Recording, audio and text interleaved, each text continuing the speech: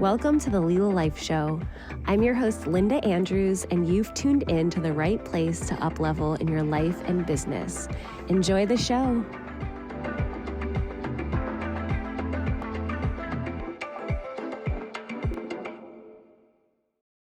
Welcome to the Lila Life Show. I'm your host, Linda Andrews, and I have a very powerful show for you today with James Schmachtenberger. Thank you so much for being here. James, welcome to the show.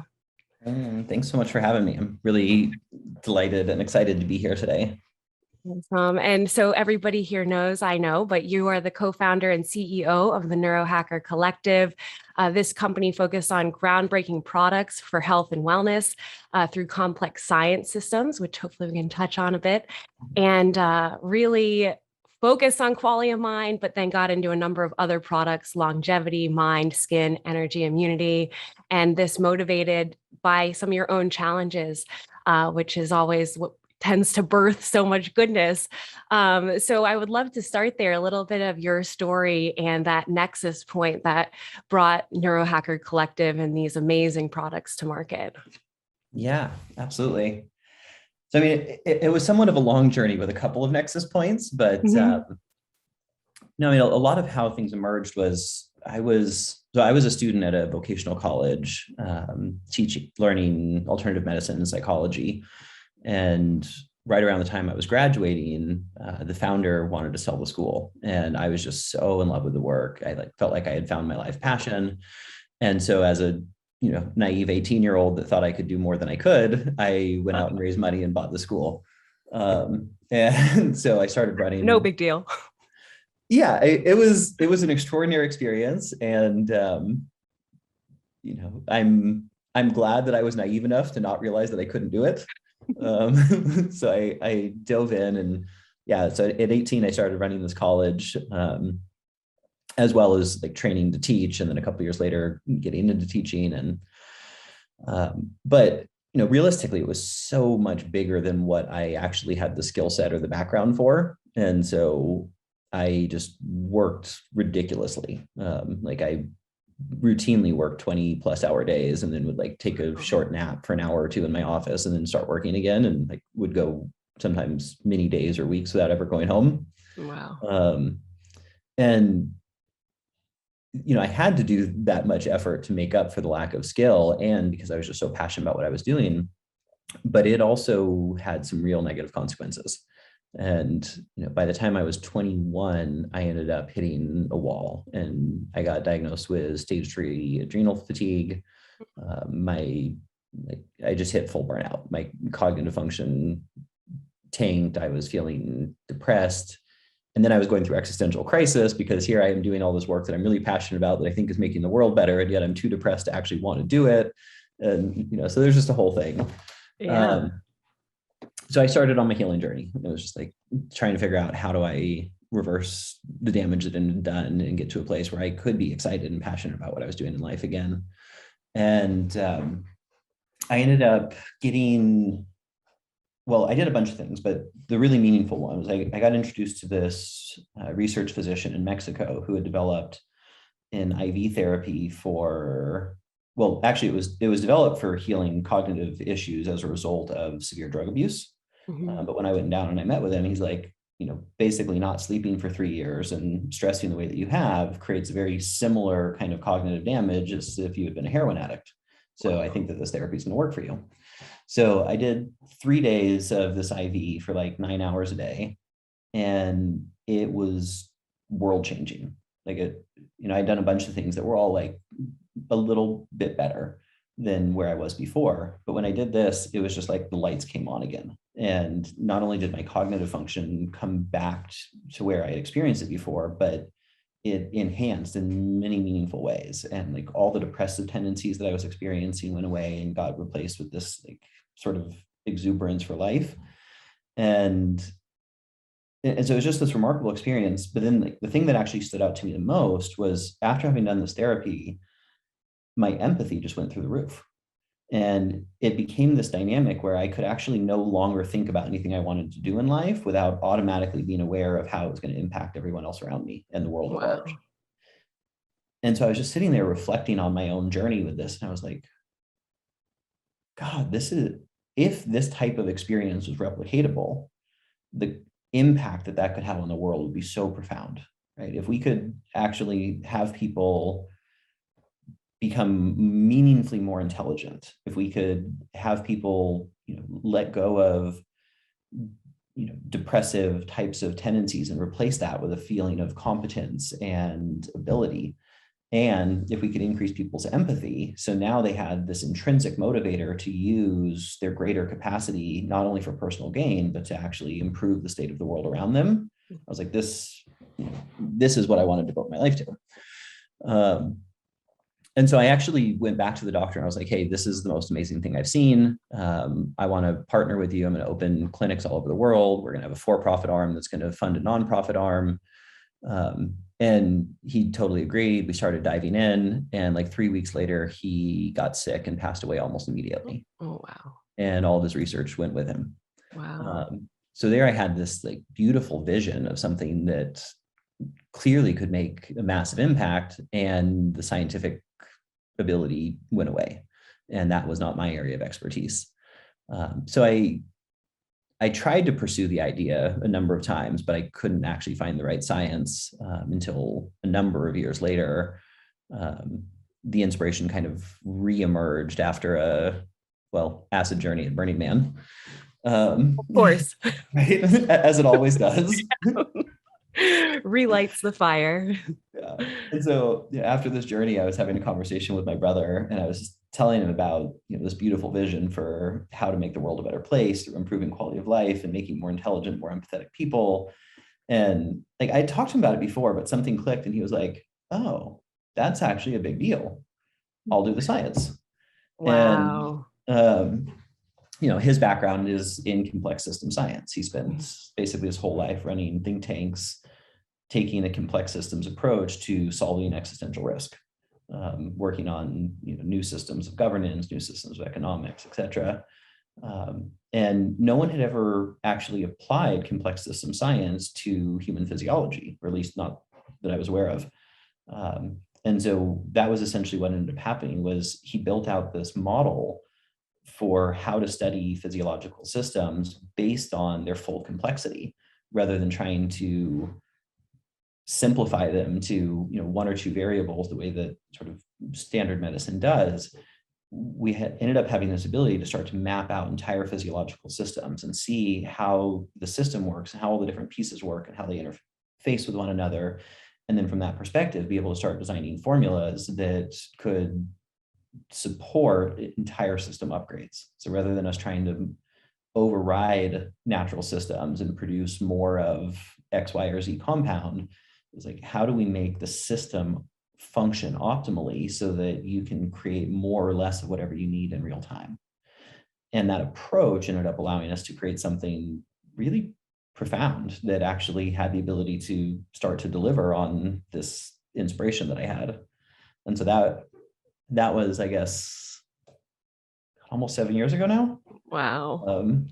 And that was sort of the birthing point of Neurohacker, was being able to take that new model of science, apply it to initially cognition, and then putting it out into the world and starting to get to see that thousands and thousands of people were starting to experience meaningfully improved cognitive function. But it wasn't just cognitive function, it was also increased presence, it was increased joy, increased sense of engagement in life. Mm-hmm. And that was like, ultimately, that's the part that lights me up. Like, of course I love seeing people be more intelligent and have more capacity to make sense making, but it's like, the testimonials that I hear about people saying, God, I've been so stressed for so long and I just wasn't present, and now all of a sudden I look into my kids' eyes and I feel them in a way that I haven't, or things like that. Just like, it's emotional. You think of the ripple effect of that. Wow, what a story. And, you bring up acid, and I think this is a nice segue to just our culture and the war on drugs, and how, there's this plant medicine renaissance and, psychedelic renaissance, we could say. And I'd love to hear, in your opinion, how this connects with Neurohacker Collective and even your products. my husband and I may have a joke of the hippie speedball. Okay. I don't know if you've heard this, but I will bike to the beach and I'll have my qualia and I'll have had my joint and I have my morning and I have my nature and I feel amazing. And that can be quite a morning routine. But there was yeah, it is. And I was a traumatic brain injury, I guess you would say, survivor. They would said I would be brain dead, blind, or die at 4. And I had some other major head trauma after that. And so, for me, quote unquote, drugs are so bad, and I had to do my own work to get to a point to safely explore. And that's a whole other story as a medical cannabis user in Florida. But I would just love to hear if that fits in and how to the products. Yeah. And if that's a gray area, I understand. No, I'm totally happy to dive in. I'm just trying to think of what direction, because there's a lot there. So yeah, I mean, in addition to Neurohacker, as I think I've spent a lot of time working in the cannabis space. I've been involved there for about 12 years, both on the business side, but pretty heavily on the sort of legislative and public education side. But I didn't start there. I was never like a dare person, but I was relatively anti-drug. I was close to a dare person, I think. So I get you. Yeah, like it was funny because actually when I was running the college, like I had heard people start talking about medical cannabis more and more. And I was like, you guys are just using an excuse to get stoned. Like that was totally my perspective. And it wasn't until some of the teachers there that taught classes on nutrition and herbology actually started to talk to me more about it. And I was like, oh, there's something here.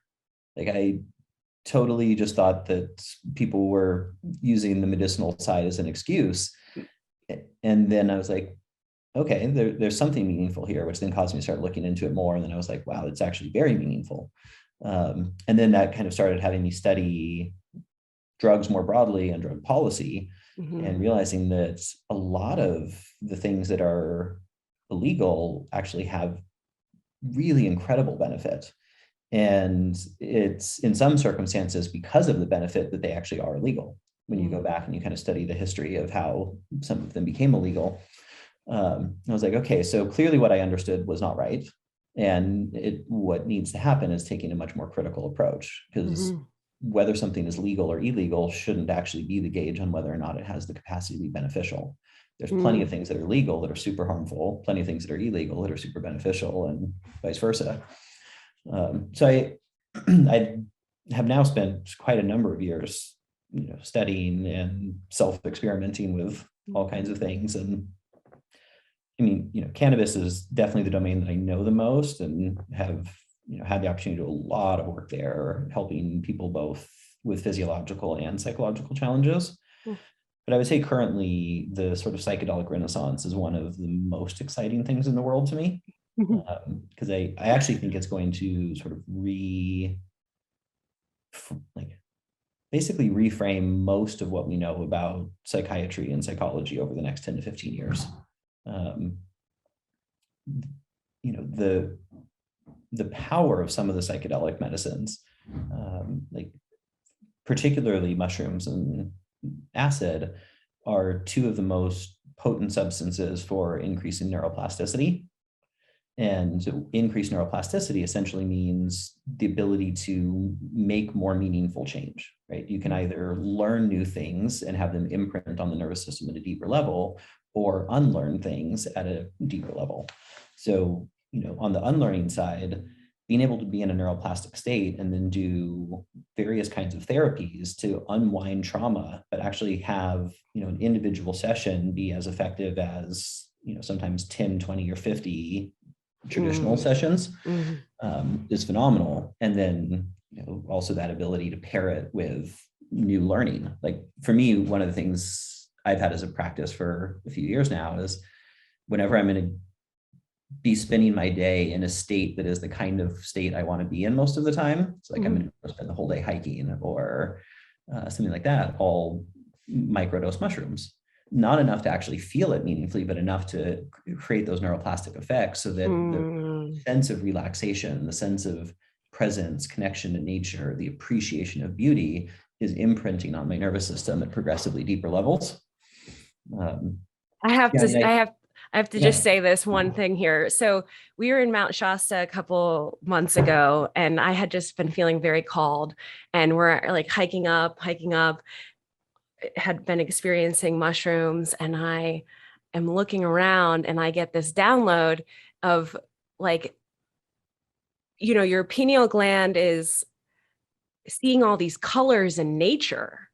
And so you're getting more access to more of your brain just even because of the colors. And I'm like, oh my gosh. And then I'm like, you know, fact checking myself on the internet. And it's like, I think a nature study from whenever. And I'm like, I knew it. But it, you know, it's very lightly studied. And that's something that time after time with the mushrooms is, you know, what's like an intuitive download or whatever, there's a more scientific name, I'm sure, but intuitive download totally works. Yeah, you're getting this access point that, you know, it's very real that you may not otherwise had access to. And then that has its own other unfoldings that are quite powerful. And then this might be a little out there, but I'm like, I don't think altitude sickness is real. I think it's the magnetic field of the rocks that you're climbing that make your body buzz. And I'm like, or it's the mushrooms, but these are my working hypotheses right now. Nice. Well, there's some good ones there. Yeah, it's you know, when you're in those altered states, like it opens up new types of perception, and you start to be attuned to and aware of things that you wouldn't otherwise be. And they're not always factually accurate, right? Like, this is not an area that I'm an expert in, but I would venture to say altitude sickness is real. Thank you. But the thing is, it doesn't matter if they're like, with a lot of the awarenesses, it's not as important if they're factually accurate as much as what do they open inside of you, and what areas do they allow you to see and feel into in ways that you never have before, and then what are the impacts of those insights. And sometimes they are entirely factually accurate, and they're just connecting different parts of the brain that otherwise weren't firing in the same way, and it can, you know, even advance science in meaningful ways because it opens up new awarenesses that would be hard to access in a more traditional cognitive state. But yeah, I am very interested in and excited about plant medicines and the psychedelic renaissance. You know, it's an area that I'm actively exploring where and how Neurohacker plays there. Fits in. You know, obviously, like for regulatory reasons, there's a lot of things there that we can't just dive into. But it's such a meaningful domain, and it aligns sort of perfectly with the mission and the ethos of Neurohacker. So it's definitely something that I'm in pretty active exploration around. Awesome. And getting back, go ahead. Go ahead. Well, with Neurohacker, and this was one of the reasons I got back on Qualia, and I'm a regular 5 days on, 2 days off, but, you know, and also a meditator. So you brought up neuroplasticity and the gray matter. Maybe you didn't say gray matter yet, but this like stacking effect that like locks in, where at least in the sales material says, in meditation, you may not stay at that set point, but with your Qualia, you're locking in a set point, even if you stop taking it. And then you like kind of keep ratcheting up if you keep taking it more, where you might have a fallback with the meditation, and then you restart. And then I guess it's the 1 step forward, 2 steps back a little bit, whether that's exactly true or not. But I just think that locking in and like the repairing of the gray matter, whether you're taking it or not, that was something that I'm like, if I have a bottle of Qualia, or if I have 12 months worth of Qualia, either way, it's not going to have the same effect, but I'm not falling back to base level. My base level is reset or set up higher now. Right. Yeah. And I mean, this is a really important area, and this is something that we do very differently than most, probably partly just because it's extremely hard. But like with Qualia Mind, for instance, you know, it's been in the market long enough that we've had an opportunity to see very consistently that people develop what I refer to as reverse tolerance. So, with most substances that somebody takes over time, they end up having to take progressively more and more to get the same effect. And what we've seen with Qualia is that as people take it for an extended period, they actually need to take less and less to be able to get the same effect. And the reason for that is that it's not overriding something, right? Like when you start to produce too much of a particular neurotransmitter or any natural compound, then your body starts to desensitize to it because it's disproportionate to the way that the body is supposed to work. And so rather than doing any of those overrides, the whole sort of basis of how we do formulation design is to bring systems into homeostasis. And then what we refer to as increasing homeostatic capacity, or some might be easier to say increasing resilience, right? So first, how do we get the system fully in balance so that it's healthier than it was before you ever started? And then once it's in balance, how do we expand the capacity of that balance, both in terms of expanding overall capacity, but also expanding the ability to come back into balance when something throws us off. Because there's always going to be stressors. You're going to get exposed to a toxin, or a big life event's going to occur, or there's going to be an injury, and those things are going to throw off. So how quickly do you have the ability to then get back into homeostasis? And so these are some of the core factors that we look at when we're formulating, but it's because of this that it ends up kind of like you were saying, locking in the goodness, I think was the terminology used. But it's, one of our goals is, I never want somebody to take the product and become dependent on it. I never want somebody to take a product and only be able to experience the benefit when they're on it, right? If it's designed correctly, it should be able to actually meaningfully improve baseline health and function, so that, if you take it for a month or 6 months or 12 months, your system is actually healthier and higher functioning than had you never taken it. And it doesn't necessarily require you to continue on. Now, most of the time people want to continue on because then you continue to get benefit on top of this ever increasing. Because you're a genius. Right. Powerful. I mean, that really stuck out to me. And, you brought up toxins, and this is something on my mind more now than ever. And I'm a very big soil nerd. So there's two things that I want to talk about here with toxins. One is soil, like the mycelium, the brain and neural pathways, and the internet, and how this is all connected and very interesting.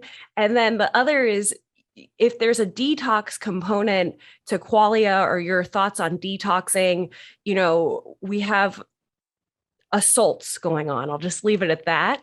And if I'm a human having assaults going on to my function through a myriad of reasons and ways, it may be as simple as Qualia, right? But this detox piece, if I'm overloaded with aluminum because of XYZ, now what? So maybe we could start there and segue over to this little trifecta. Yeah. Yeah. Okay. Yeah. Really good topic. So, I think having at least a baseline understanding of toxins is a really important area for people, because a lot of people sort of, I think, skate over how much we're actually exposed to on a regular basis that we're not adapted for.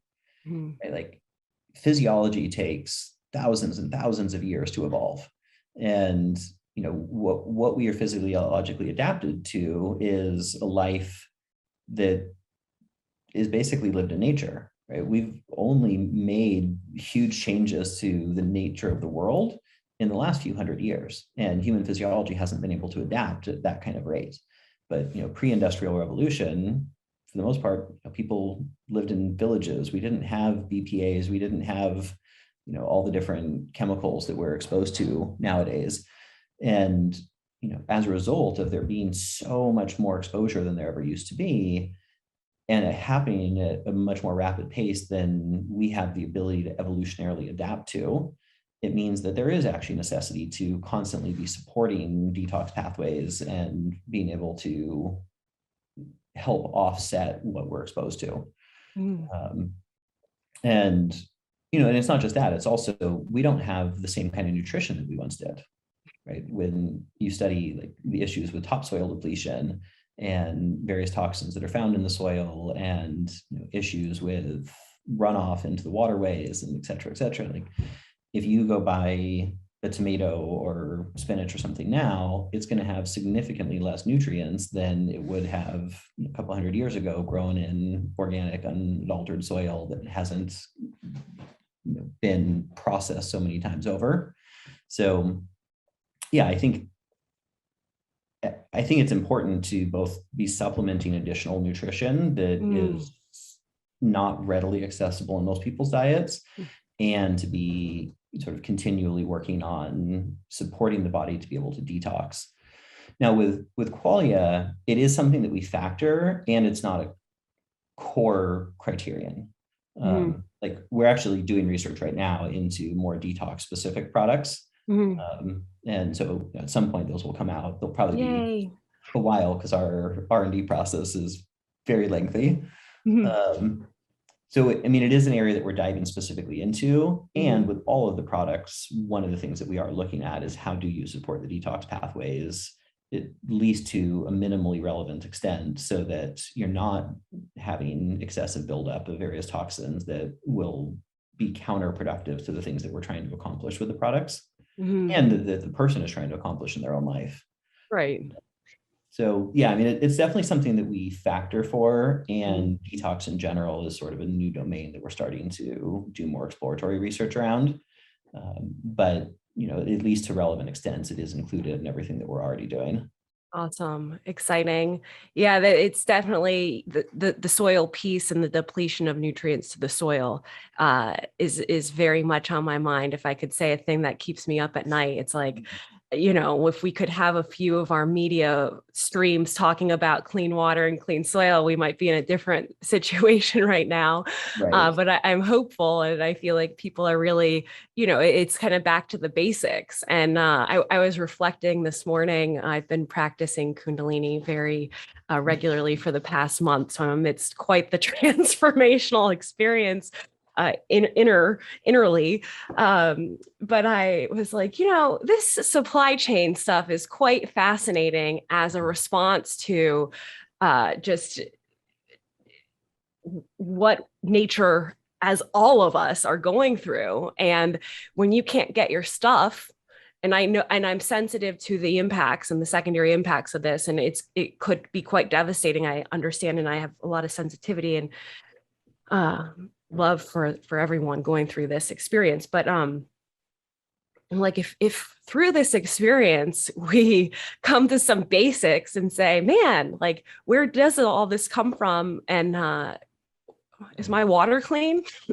Is my soil doing what it needs to do? And that just question for people to ask, I think in itself will bring some powerful awareness and action. At least I'm hopeful for. So speaking of soil, this I think what you're sharing is a really important insight, right? I think our world has adapted, particularly in the West, to just being so convenience oriented. Could I say maladapted, and could I interject maladapted for a moment? I think that's adapted, maladapted. It seems like a distinction that's important. Right. Yeah. I mean, in light of what I'm saying, yes, I think maladapted is actually a better term. So we've maladapted to this life that is just extremely convenience oriented. We want to have access to all the things we want to have access to right away. But in the process of doing that, we've lost sight of where everything comes from. And we've lost sight of, and lost a sense of connection to where our sustenance comes from. Like, when you're eating, most people are not sitting there thinking about, where did this plant grow, and who were the people that were tending to it, and what was the conditions of the soil, and how many pesticides were sprayed on it. Right. But having that sense of connection to life, to nature, to where our food comes from, where our water comes from, it's so important. Like, not only does it enhance quality of life at the individual level to actually feel a sense of connectivity to sort of all that is, but it also informs our decisions in very different ways, right? Part of the problem with the convenience world that we live in is we just see the easy, pretty good version of it that's presented to us, and we don't see the fallout of all of it. We don't see how much waste there is. We don't see the amount of environmental destruction, the you know, people's lives that are being damaged as a result of the way that we do production and extraction and all these things. So having that orientation towards tuning in and paying attention to where do the things in our world come from is really key, both for how one feels individually, but also to be able to inform better decision making individually and collectively, so that we can move the world in a better direction that actually supports sort of all of life. So yeah, and I think it's a beautiful area of inquiry that you're bringing up. Yeah, it sparked in yoga teacher training, and then I spent a year in culinary school, and everything just came back to, where does this come from? And I'm like, this is so annoying, all these things, and it's just the same question. And a great question to get curious about, and it has its own little unfoldings. But yeah. So for you, do you have any daily practices that support you in addition to, say, these amazing products that really help anchor you in the world right now that you would like to share with our audience? I do. Yeah, I mean, I don't have a lot of daily practices that I've done for very extended periods. Mm-hmm. I think for me, what I've kind of found is that altering daily practices over time has been what's kind of worked the best and mostly kept my attention. Mm-hmm. So, I mean, for a long time, I've had some type of mindfulness or meditative practice, but the nature of the practice itself changes. Mm-hmm. I grew up with transcendental meditation, so that's something that's just kind of ingrained in my system and kind of a common thing that I'll go back to. But oftentimes, if that's not what I'm feeling, then I'll do more of like a breath related mindfulness practice. Or sometimes I'll just go out in my backyard and first thing in the morning, put my feet on the soil and open up my arms and stare up at the trees and sun and take it in. That's been a really meaningful and important area. Lately, my main practice actually has been music. Yeah. Anything specific? I've been practicing singing and trying to get less crappy at playing guitar. But yeah, I don't know. I think like for all of us at different points in our lives, there are different things that we need. And a little while ago, I got to this place where I was like, I realized that there's a lot that happens inside of me that feels like it needs an outlet to externalize, and I don't have that outlet clearly defined. And so I started exploring writing more and various kinds of expression. And then I started playing more music, and I was like, oh, this is what clicks. Cool. And I realized that it puts me into a really beautiful state. And for me, that's one of the goals with a lot of the practices. So that's actually been one of my major practices most recently. Awesome. And then,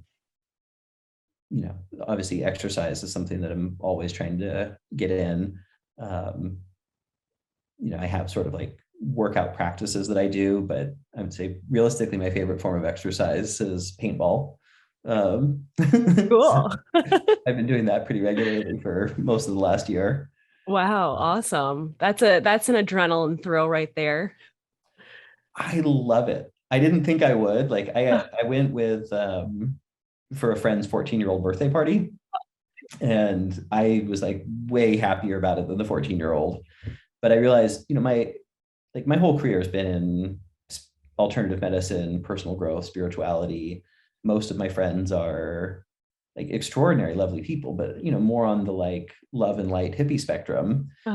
And I was like, I just don't have an outlet for that kind of thing. And so as soon as I got to play paintball, I was like, oh yes, this like totally taps into another area of life that's very alive for me that I haven't had an outlet. And it's just been phenomenal.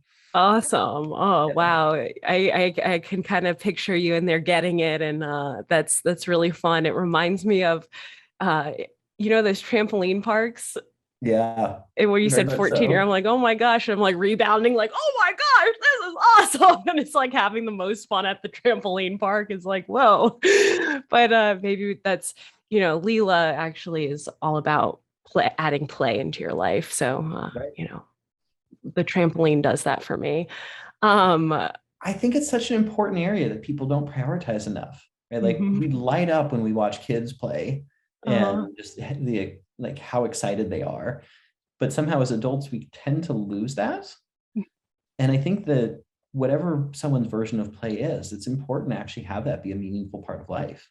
Like that awe and that exuberance that comes is so enlivening, so mhm. good, for how we feel psychologically, for how we feel physically. I think that increasing play is a really important area for people. Yeah, it feels sometimes like if you're the one having the most fun in life, there's a lot of judgment when you're actually like the light to invite others to have, a bit more fun, and that itself could have its own ripple effect. So we can let that one simmer a little bit.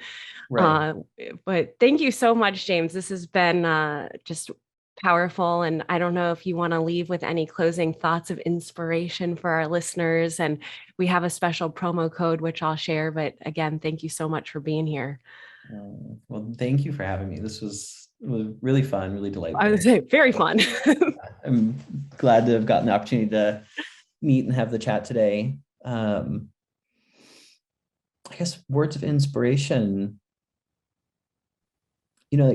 so I started Neurohacker to improve quality of life and to give people more ability to do more of what they want in the world. And I think that's sort of the inspiration that I would want to leave people with is life is meant to be lived. It's meant to be exciting. It's meant to be profound. It's meant to be scary. And just take more advantage of that. Step out of your comfort zone, do some things that make you a little bit uncomfortable, but also make you feel more engaged and more alive. And in the process, be as sweet and kind to the people around you as possible. Powerful. And I'll just add, if you're having trouble with any of that, do a month of Qualia Mind and see how you feel. But you can use promo code Lila for 15% off. Yes. And that's obviously a commercial, and it's a commercial from my heart. And I want to share as we wrap. I already shared it with James pre-show, but this was a serendipitous moment of me walking outside of my house with my neighbor walking by, and he said, he was struggling with Alzheimer's, and it just clicked. And I thought, I know I can't like vouch for this, but I'm just going to say it. Vouch like FDA vouch. That's what I mean by that. Whatever that means. That was a thought going through my head in that moment. And I said, hey, try Qualia. And he said, I'm not going to remember the name, and text me, and I reminded him. And he said, I want to thank you again. You have no idea how impactful Qualia has been on my life. It's been close to 9 months when I was diagnosed with Alzheimer's. I am normal again.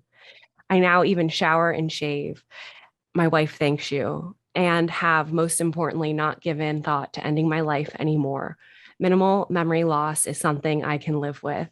And, it's that's real. So there's nothing else to say. And I just thank you and your team so much for the work that you're doing, not only for my neighbor's life, but mine. It's been a massive impact, and keeps me inspired and excited, the work that I'm doing here. And I just want to thank you, and thank you so much for your time, James. And thank you all for listening to today's episode, and we will see you next week.